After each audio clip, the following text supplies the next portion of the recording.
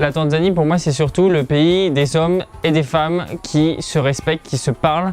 J'ai vraiment eu l'impression de revenir à des fondamentaux où les gens ont des vrais liens sociaux, où ils parlent aux voisins. Ils sont très fiers en fait de cette identité du Swahili. Ils sont 113 tribus qui parlent une différente langue, qui ont des rites complètement différents, mais ils ont été rassemblés par cette langue du Swahili et sous un même drapeau. Et tu peux parler à n'importe quel Tanzanien, il parlera Swahili et il sera hyper content de parler comme son frère qui est d'une autre tribu.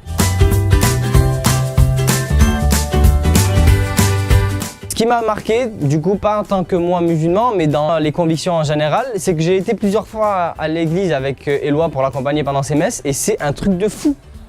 C'est ça danse, ça chante avec des voix, des trucs, le synthétiseur, le machin, mais ça dure 2-3 heures, même 4 heures des fois et j'adore, franchement, c'est une ambiance, ça te met dedans dès les matins, hop, tu te lèves, tu te dis je vais à la messe, je vais m'endormir, et ben non, ça te réveille.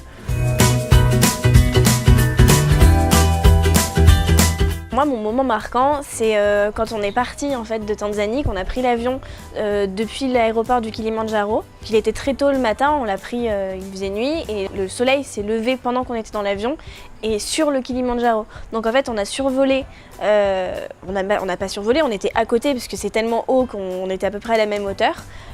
Donc cette montagne qui est juste impressionnante et le soleil se levait en même temps, donc le ciel était complètement rouge et on a vu ce sommet comme enfin en tout cas comme moi, je pense que je le verrai jamais dans ma vie puisque c'est pas prévu que je le monte.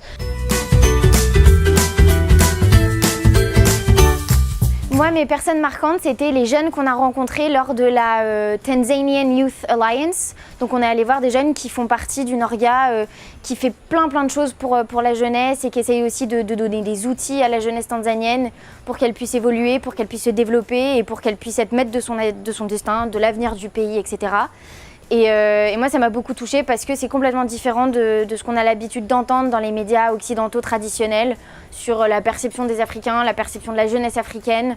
Et là, c'était complètement autre chose et c'était trop cool de promouvoir ces gens-là et de promouvoir cette réalité-là qui est bien différente de celle qu'on pense.